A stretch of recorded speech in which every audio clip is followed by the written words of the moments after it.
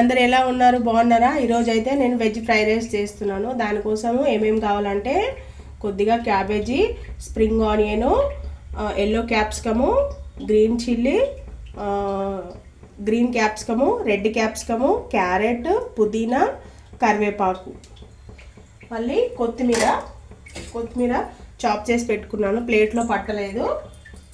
ఇంకా మళ్ళీ soya sauce, chilli sauce, ఇంకా పెప్పర్ పౌడర్. కడాయి అయితే పెట్టేసుకున్నాను. ఫస్ట్ ఆయిల్ వేసేసుకుందాము. సరిపడగా ఆయిల్ అయితే వేసేసుకుందాము. ఇది పెద్దగా కడాయిలో చేస్తే టేస్ట్ అనేది బాగుంటుంది. ఈజీగా కూడా మనకి కలపడానికి వస్తుంది. టేస్ట్ అనేది చాలా బాగుంటుంది. ఆయిల్ అయితే ఒక 3-4 టేబుల్ స్పూన్స్ ఆయిల్ అయితే వేస్తున్నాను. కొంచెం ఆయిల్ హీట్ ఎక్కాలి. ఒక 2 నిమిషాలు ఆయిల్ అయితే హీట్ ఎక్కింది. ఇప్పుడు yellow capsicum, green chilli, green capsicum, red capsicum ఇవన్నీ కూడా వేసేయాలి. క్యాబేజీ, క్యారెట్, పుదీనా, స్ప్రింగ్ ఆనియన్ మొత్తం ఇవన్నీ వేసేసి మంచిగా కలుపుకోవాలి.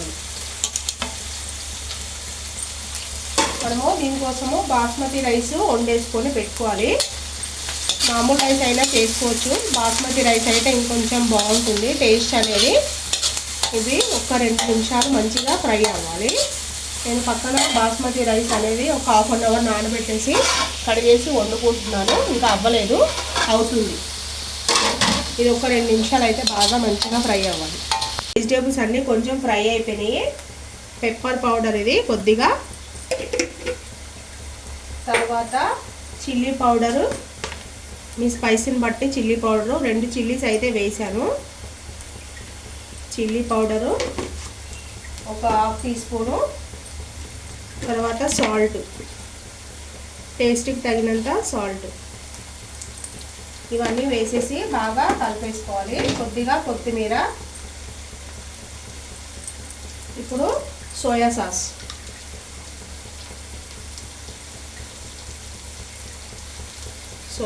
అనేది వేస్తున్నాను. ఒక 2 మూతలు వేసాను. ఈ మూతతో ఒక 2 మూతలు సోయా సాస్. తర్వాత చిల్లీ సాస్, కారం మనం కొంచెం తక్కువ వేసాం కదా, చిల్లీ సాస్ సరిపోతుంది. ఇప్పుడు ఇదంతా కూడా మంచిగా మనము మిక్స్ చేసుకోవాలి.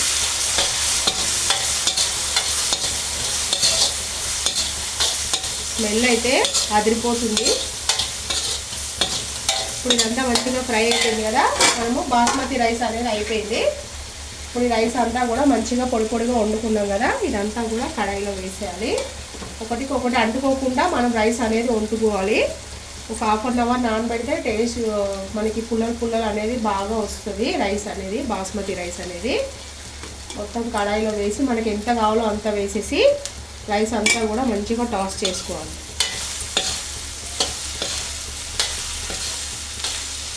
స్టవ్ సిమ్లో పెట్టుకొని మనకి ఎంత కావాలో అంత ఇట్లా కలిపేసుకోవాలి. రైస్ అనేది అంతా మంచిగా ఒక 2 నిమిషాలు మిక్స్ చేసుకుందాం. ఒక 2 నిమిషాలు అయితే అయింది. మొత్తం మంచిగా మనకి ఫ్రైడ్ రైస్ అనేది అంతా కూడా కలిసిపోయింది. ఇప్పుడు మీద నుంచి ఇంకొంచెము కొత్తిమీర అనేది యాడ్ చేసుకోవాలి.